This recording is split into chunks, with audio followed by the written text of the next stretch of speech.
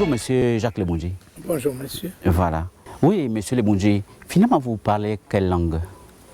Je parle Nzebi. Ah, Bouédia. Moi, plus. Merci. Comment devient-on orateur? Beaucoup veulent apprendre bien des choses là-dessus. Et qu'est-ce qui vous a poussé à vous intéresser à la palabre? Mais la question est bienvenue. La palabre, il faut d'abord la préciser. Pour préciser le sens de la palabre, tel que nous l'entendons au niveau du village et tel que le commun des hommes modernes l'entend. Alors, la palabre, ce n'est pas une dispute. Ce n'est pas les bousculades dans les quartiers entre les cohabitants. La palabre ici, c'est le lieu où se règlent les problèmes. À l'occasion d'une situation donnée, en fonction de la grandeur ou de l'importance de la question à débattre, on convoque une séance.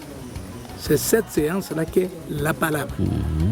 Les gens viennent, la partie qui se plaint, la partie qui se défend, et à partir de ce moment-là, l'interlocuteur choisi, c'est celui qui conduit la palabre.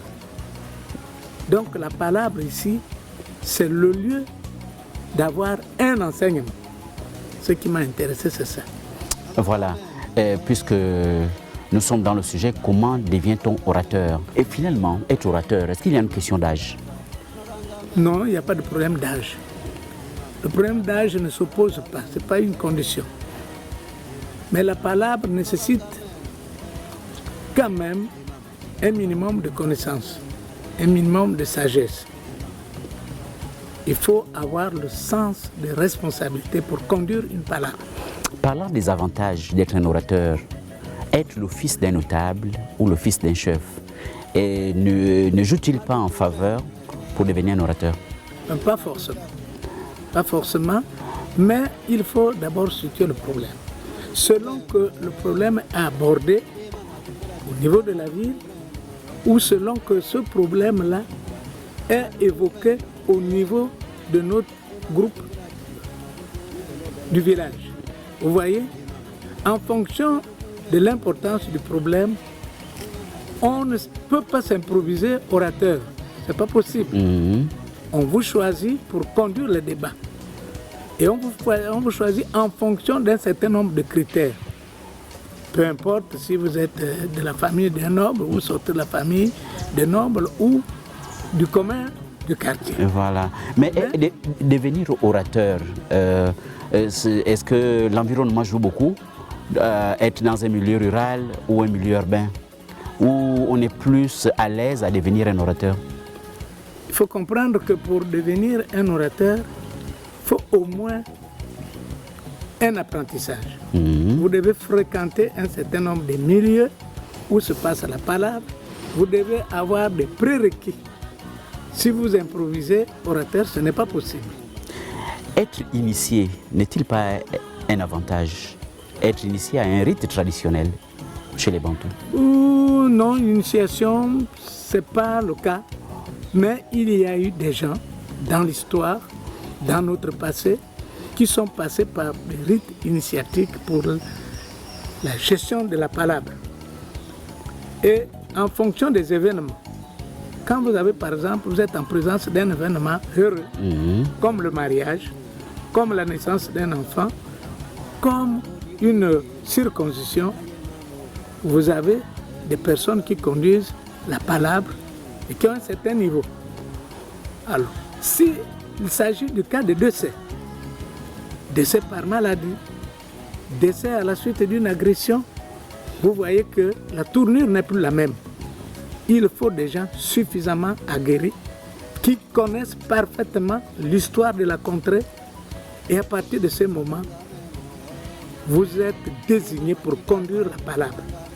Finalement, est-ce qu'on peut schématiser les différentes étapes à franchir pour devenir orateur? Bon, étape, c'est peut-être trop dire. Parce que dans votre vie de tous les jours, vous devez vous intéresser d'abord à des séances de règlement de palabre. C'est-à-dire C'est assister, votre curiosité. assister régulièrement, par Voilà, exemple. c'est votre curiosité qui fait en sorte que, à certaines de ces occasions, vous avez acquis des réflexes, vous avez acquis des habiletés, et à partir de là, vous pouvez être désigné pour conduire la palabre. Mais on a besoin quand même d'avoir certains détails précieux auprès des sages. Oui. Comment obtenir ces informations? Mais si, Comment bénéficier de ces connaissances auprès des mais sages? nous avons par exemple un adage qui dit chez nous que le fils d'un défunt, l'orphelin, il apprend au corps de garde. Vous voyez? Il apprend au corps de garde. Oui. Il n'a pas un conseiller personnel qui dit par exemple son grand-père, son... Non, c'est le fils, comment dirais-je, c'est le fils du défunt. C'est l'enfant qui est resté au village sans père. Mais pour qu'il acquiert ce genre de réflexe, il faut qu'il ait l'habitude de rester au corps de garde. Et c'est là où il fait son apprentissage. Et en fonction de sa propre volonté, il va acquérir des connaissances qui vont l'amener un jour à se présenter comme interlocuteur pour conduire un débat. Parlant des qualités, par exemple, un orateur, quelle qualité doit avoir un orateur? Mais l'orateur doit avoir d'abord des facilités d'expression. Voilà, par exemple. Parce que dans l'art de la palabre, il faut avoir la capacité de convaincre, la capacité de persuader, la capacité de ramener à l'ordre. Vous voyez? Donc il y a cette mission dans la palabre. Celui qui conduit la palabre n'est pas quelqu'un qui fait la recherche des troubles. Effectivement. Il doit chercher plutôt à apporter des apaisements. Voilà. Il doit être aussi courageux. Oui, il doit être courageux. Humble. Nécessairement. Oui. Nécessairement. Parce que si vous ratez, si vous posez un acte, vous tenez un propos désobligeant, vous pouvez soulever les foules. Et cela peut totalement bouleverser l'ordre des choses. Mais quand même être un peu chanteur et danseur. Bon, mais la palabre, ce n'est pas le griot où on parlerait des danseurs, où on parlerait des chanteurs. La palabre, je disais au départ qu'il faille connaître parfois les origines des gens, comment ils ont fait, quel était leur mouvement migratoire pour que vous vous retrouviez ensemble. Oui. Donc tout ça vous préoccupe afin que dans le règlement de la palabre, vous apportez plus de paix que de la violence. Oui, monsieur Lebondji, imaginez un événement heureux comme le mariage. Un orateur peut quand même, pour créer un peu plus d'ambiance, esquisser un pas de danse. Il ne s'est pas exclu. Ou entonner un chant. Oui, c'est pas exclu parce qu'il faut quand même un peu de la détente. Voilà. Je vous ai dit que la palabre, vous la situez. Selon que vous la tenez pour un problème heureux ou un événement malheureux. Charge à vous d'être prudent dans les propos que vous tenez. Mais maintenant, que dire d'un orateur qui ne sollicite pas les concertations au cours de la palabre? Est-ce que c'est un... que dire de ce comportement? C'est pas de bon comportement. L'orateur doit s'entourer. Vous savez que l'orateur doit avoir ce qu'on appelle des personnes ressources. Il est seulement mandaté, mais derrière lui, il y a des personnes ressources. Parce qu'il est tenu à aller doucement dans la recherche des solutions qui apaisent tout le monde. Alors, si c'est quelqu'un qui fait des dérapages, vous voyez, je vous l'ai dit au départ, qu'il est quand même, dans ces conditions, il crée un trouble. Il crée un trouble. Donc, il y a le choix. On le choisit, on l'entoure, on lui donne des conseils, on lui donne la capacité de pouvoir se tenir devant les gens. Parce que ça ne s'improvise pas. Voilà. Ça ne s'improvise pas. Et il arrive parfois, monsieur Lebondji, dans certaines familles, c'est un cadet qui est un orateur devant les aînés. Dans l'histoire, le cadet qui est pressenti par les grands, comme quelqu'un qui a la capacité de gérer la communauté, peut être investi d'un certain nombre de pouvoirs. Il est investi. Ses aïeux, ses grands le savent, que c'est lui qui est investi. Donc là, ce n'est pas l'improvisation, il subit une formation. Ce n'est pas la même chose lorsqu'on règle la palabre au niveau de la ville ou dans les mariages. Hein, vous voyez, j'ai nuancé. Alors, dans ces conditions, il faut une préparation. Le jeune est mandaté et il est accepté par la communauté. Pour jouer ce rôle. Bien. Maintenant, aujourd'hui, un jeune, dans beaucoup de mariages, s'il a des talents, comme vous dites, qu'il peut apporter de l'animation ici, il peut être orateur. Il peut être orateur, mais il doit faire très attention. Il doit faire très attention. Même dans le cadre d'un mariage, il peut créer un incident qui ferait en sorte que les gens reviennent aux enchères. Vous voyez? Et dans le même Comme sens. s'il peut être très habile, il va fléchir la position de ceux qui sont en face. Et vous voyez, le débat coulerait mieux que si on avait en face quelqu'un de troublé. Voilà. Et dans le même sens, M. Lemudji, comment reconnaître un aventurier qui s'est dit orateur au cours d'une cérémonie? Ben, souvent, c'est des gens qui s'improvisent. Ici, avec tout ce que les gens prennent comme drogue et tout, c'est un trouble fait, ils s'improvisent. Et les gens, par modestie, le laissent aller. Mais quand il va, vous savez, je vous ai dit qu'en fonction des propos qui sont tenus, vous pouvez arranger une situation ou l'empirer. Exact. Vous voyez? Et lorsqu'il commence par déraper et qu'il ne s'entoure pas des personnes ressources, vous voilà dans les problèmes. Donc celui-là, on l'arrête, on ramène à l'ordre. S'il est sage, il comprend et rapidement, on trouve un autre interlocuteur. Voilà, donc être remplacé. Oui. Comment devient-on orateur? Finalement, la palabre, on peut conclure que c'est une affaire d'hommes ou les femmes aussi peuvent intervenir. Dans notre communauté, Oui. j'ai entendu dire qu'à certains événements, les femmes ont eu à prendre la parole. Mais c'est dans des circonstances totalement particulières. Je disais par exemple quand il y a un décès, hein, pas par simple maladie, un décès dont la cause incombe à quelqu'un. Vous voyez? Parce que la palabre, c'est généralement des anciens, les grands de la famille qui interviennent. Mais si dans la famille de la femme, il manque un sage, il manque quelqu'un qui s'y connaît, alors une femme peut d'autorité s'autoproclamer orateur. Et dans ces conditions, je parle bien de ce qui s'est passé dans les villages. Dans ces conditions, cette femme se retire, enlève sa tenue de femme, cache-sexe d'avant. Là, je suis dans le contexte purement traditionnel. Elle enlève son cache-sexe, elle se met en raffia et quand elle sort devant les gens, vous voyez ce que ça donne comme effet. Et là, elle n'a plus le rôle, ne joue plus le rôle de femme. Elle est en raffia, elle a enlevé sa tenue de femme, elle devient homme et là, elle peut en débattre. Parce que dans sa communauté, elle a appris beaucoup de choses sur l'histoire de la communauté, donc elle peut maintenant intervenir. C'est des rares cas. Mais généralement, la parole, c'est une affaire d'homme.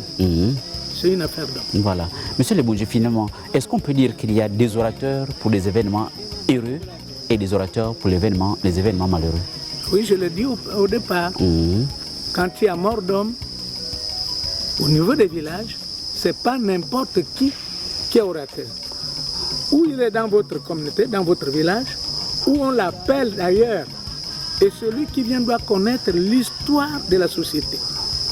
Comment les tribus se sont constituées, comment les gens ont fait leur mouvement migratoire pour qu'ils se retrouvent soit dans le même village ou dans les villages voisins. Donc quand il vient, il a guéri, il a toutes ces connaissances-là et en fonction de cela, il peut se permettre de conduire un débat. Est-ce qu'on peut conclure aussi qu'il est plus facile d'être un orateur au village que d'être un orateur en ville?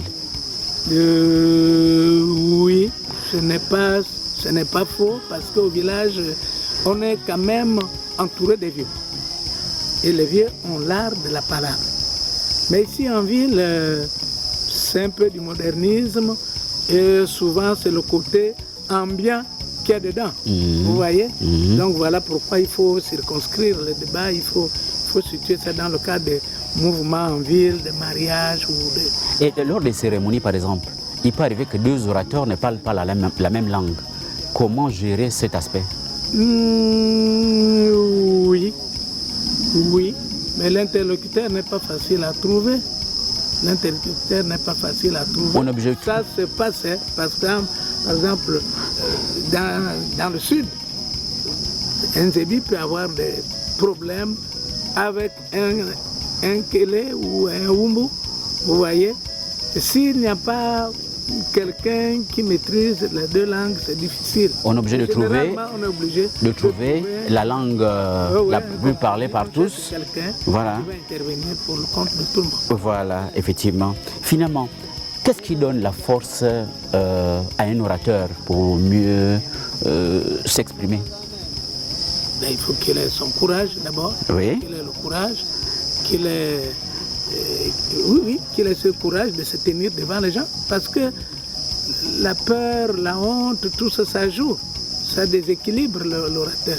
Mais il faut qu'il ait quand même le courage de se tenir devant les gens, qu'il ait cette capacité de se dire, bon, de toutes les façons, je connais un certain nombre de choses, je ne vais pas paniquer, en tout cas, je suivrai ce que ma sagesse va me dicter. Voilà. Aujourd'hui, en général, les orateurs ont souvent un cachet à la fin d'une cérémonie, lorsqu'ils sont sollicités. Est-ce qu'on peut dire que être orateur est un métier? On peut gagner sa vie avec? Mon entendement, c'est pas ça. Mais ça court dans la ville. Ça devient un commerce. Ah. Savoir parler, savoir intervenir. Mais moi, je trouve que c'est pas bon. C'est pas bon, c'est de l'à peu près. De l'à peu près, c'est des traducteurs. On peut dire que c'est peut-être des traducteurs qui les appellent. Mais l'orateur n'a pas besoin d'être payé. L'orateur a besoin d'être soutenu. Et s'il est soutenu, les gestes qui peuvent être faits en son endroit ne font pas l'objet d'un chantage. C'est les partis en présence qui reconnaissent en l'orateur ses capacités, ses talents et qui peuvent dire que bon, mais écoutez, félicitations, tu nous as tiré d'affaire, voilà. Mais ça ne doit pas faire l'objet d'un prix. Hein? Ça ne fait pas l'objet d'un chantage. Voilà. Et l'une des dernières questions, un orateur célibataire peut-il intervenir pour une cérémonie de mariage, sachant qu'il n'est pas dans les conditions, hein, un orateur dont les conseils, hein, est-ce qu'un orateur célibataire est conseillé d'intervenir pour une cérémonie de mariage? Ben, ça peut arriver. Alors, l'orateur n'est pas, dans ce cadre-là, n'est pas forcément le conseiller matrimonial. Voilà. Vous voyez, l'orateur est là. Mais il arrive qu'il donne le conseil, par exemple, voilà, aux jeunes couples. Mais est-ce que ce n'est pas gênant le fait qu'ils ne vivent pas dans ces conditions? Celui qui a raté dans la vie ne peut pas conseiller quelqu'un. Hein? Lui, il a raté, mais il sait pourquoi il a raté. Il peut vous donner de bons conseils. Vous voyez, voilà. Un célibataire peut, à juste titre, apporter conseil. Il peut mener un débat. Voilà. Mais c'est des rares cas, généralement, c'est un peu contesté. Voilà. Merci, M. Lebundji. Comment devient-on orateur? Chacun a été sûrement édifié et nous nous retrouverons sûrement pour un prochain numéro. Bonne soirée. Merci, c'est moi qui vous remercie de m'avoir invité sur votre chaîne. Voilà, merci.